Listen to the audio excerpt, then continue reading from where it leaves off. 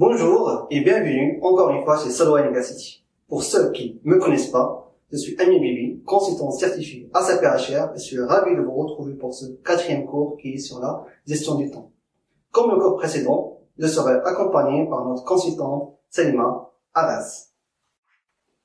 Bonjour, je suis consultante SAP HR et c'est avec un grand plaisir que nous avons présenté ce 4e cours dédié au sous-module gestion du temps.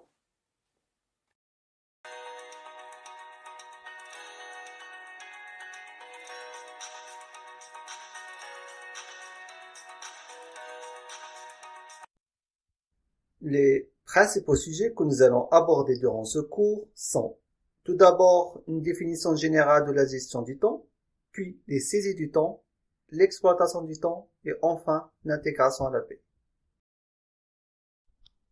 Chapitre 1. Définition générale. Le sous-module gestion du temps permet la planification du plan de travail des salariés et le calcul des heures effectuées. La gestion du temps est composée de 2 parties, saisie du temps et exploitation du temps. Chapitre 2. Saisie du temps. Cette composante permet de définir la saisie de tous les éléments liés à la gestion du temps, soit via les gestionnaires ou des programmes. Ces éléments sont les plans de roulement, les absences, les présences, la gestion des contingents et les remplacements. Les plans de roulement. Ils permettent de définir les horaires théoriques de travail pour chaque salarié. Ils sont composés principalement de 3 parties, les plans de roulement journaliers, les plans de roulement périodiques et les règles de plan de roulement. Chapitre 2. Plan de roulement journalier. Les plans de roulement journalier constituent la base de la gestion du temps. Ils permettent de définir les heures théoriques de travail et les modèles de pause.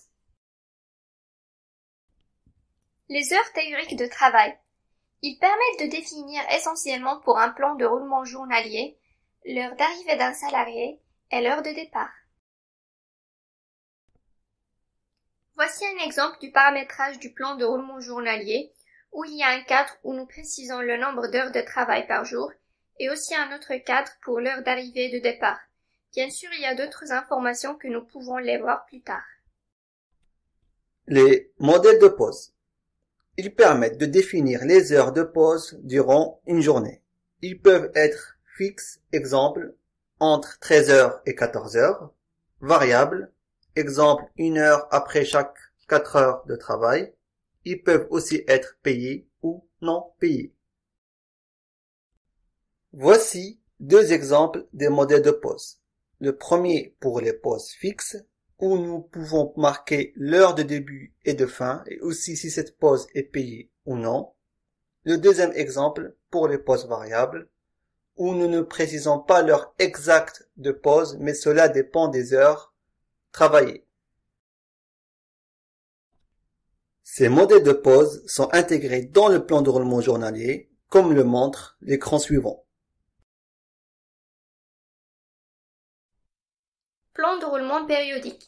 Il permet de déterminer les jours travaillés et chômés de la semaine, et cela grâce à une combinaison des plans de roulement journaliers, soit sur une semaine ou plusieurs semaines. Règle de plan de roulement. C'est l'élément principal utilisé dans l'infotype 7 pour englober tout ce que nous venons de découvrir, c'est-à-dire il contient le plan de roulement périodique utilisé qui englobe les plans de roulement journaliers et les modèles de pause, la population concernée sous forme de groupines et le jour de repère du plan de roulement. Voici un exemple de l'infotype 7 où vous pouvez remarquer la saisie de la règle du plan de roulement utilisé pour ce salarié. Donc, pour résumer cette partie, un modèle de pause est intégré dans un plan de roulement journalier, le plan de roulement journalier est intégré dans un plan de roulement périodique, et enfin, le plan de roulement périodique est intégré dans une règle de plan de roulement qui est utilisée dans l'infotype 7. Les absences. C'est grâce à l'infotype 2001 que nous pourrons saisir les absences des salariés, c'est-à-dire les congés payés, les RTT, les maladies, les maternités, les accidents de travail, de trajet ou maladies professionnelles, ainsi d'autres types d'absences. Toutes ces catégories d'absences sont liées à des groupes de sous-domaines de personnel. Le but des groupes des sous-domaines est de contrôler la saisie des types d'absences autorisés pour chaque population. Une absence peut être liée à un contingent d'absence s'il y a par exemple un nombre maximum d'absences à prendre dans une période précise, comme les congés payés, où nous ne pouvons pas dépasser le nombre de jours acquis durant la période d'acquisition des congés, ou les RTT, ainsi d'autres types de congés. Voici un exemple de l'écran de l'infotype 2001, où vous pouvez remarquer le type d'absence, les heures et jours d'absence ouvrés, les jours d'absence calendaire, en comptant les week-ends et les jours fériés, et si l'absence est contingentée, donc le nombre de jours consommés du contingent d'absence. Chapitre 2. Présence. Les présences, c'est en utilisant l'infotype 2002 qui nous permet de saisir les présences des salariés à des événements liés à l'entreprise, comme par exemple des formations. Il peut aussi être utilisé pour l'enregistrement des entrées et sorties à l'entreprise lors de l'utilisation des badges. Voici un exemple de l'infotype 2002 où, comme celui des absences, nous permet de saisir le type de présence, les heures et jours de présence ouvrés, les jours de présence calendaire, en comptant bien sûr les week-ends et les jours fériés, et si la présence est contingentée, donc le nombre de jours consommés du contingent de présence, dans ce cas, ce type de présence n'est pas contingenté. Remplacement. C'est la réaffectation d'un salarié de son poste actuel vers un nouveau poste dont les compétences nécessaires sont cohérentes avec le profil du salarié. Ce remplacement est basé sur soit le volontariat du salarié ou pour une raison commerciale organisationnelle, comme une augmentation temporaire d'activité.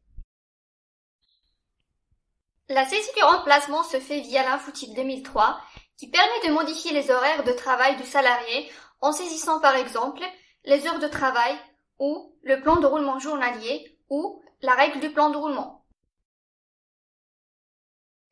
Voici un exemple de l'infotype 2003 où vous pouvez remarquer la saisie d'un plan de roulement journalier pour remplacer celui du salarié selon l'infotype 7.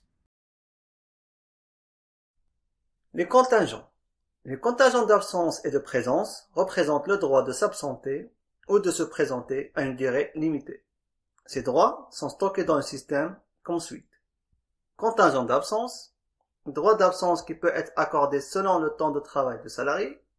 Contingent de présence, autorisation de présence liée à une catégorie de présence.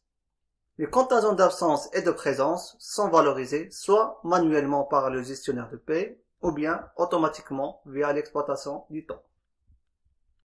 Voici un exemple de l'infotype 2006 qui représente l'aspect contingent d'absence dans SAP.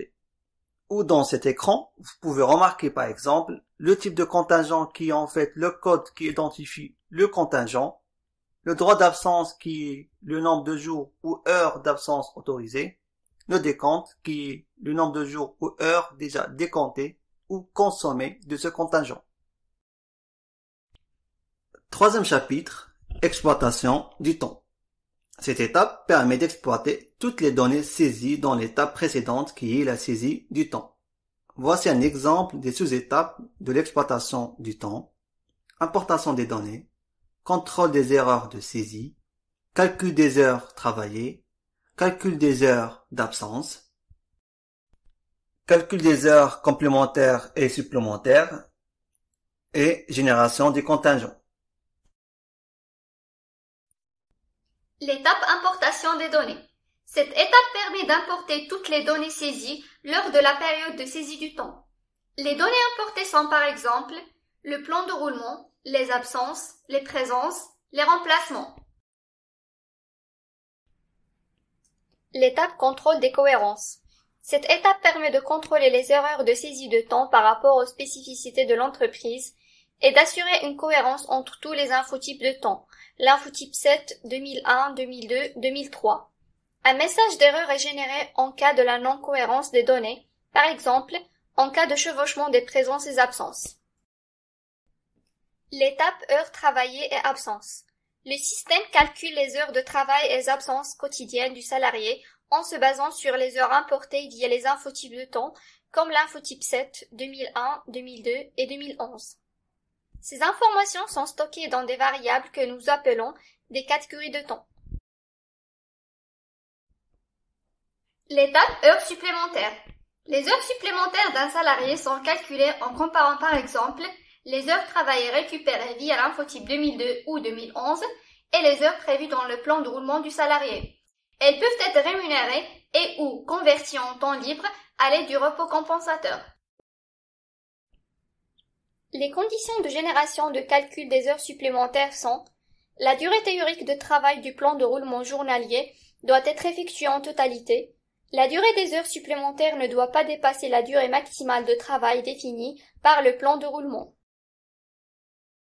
L'étape génération des contingents. Cela permet de générer automatiquement le droit des contingents d'absence ou de présence en respectant des règles propres à l'entreprise et pour chaque type de population. Voici un exemple simple de calcul pour les congés payés. Quelqu'un qui travaille à temps plein, il aura 2,08 jours par mois, et donc pour un temps partiel, moins que 2,08 jours par mois. Passons maintenant au schéma du temps. Il permet de décrire en détail toutes les étapes d'exécution du programme d'exploitation du temps. Il permet de modifier le comportement du standard SAP afin de l'adapter aux spécificités du client. Il est composé de fonctions, opérations et cycles. Voici un exemple d'un schéma de temps principal, où vous pouvez voir l'utilisation des fonctions et des cycles. À l'intérieur des cycles, vous pouvez utiliser des opérations. Voici un autre exemple du programme d'exploitation du temps où vous devez sélectionner les matricules concernées, c'est-à-dire les salariés, le schéma du temps principal qui sera utilisé par le programme et la période du calcul. Vous avez aussi la possibilité d'exécuter le programme en mode test. Le quatrième chapitre, intégration à la paie.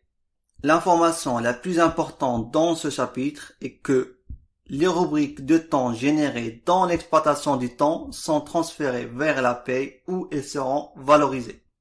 Pour transférer les données, SAP utilise une table intermédiaire entre la gestion du temps et la paie que nous l'appelons la table ZL.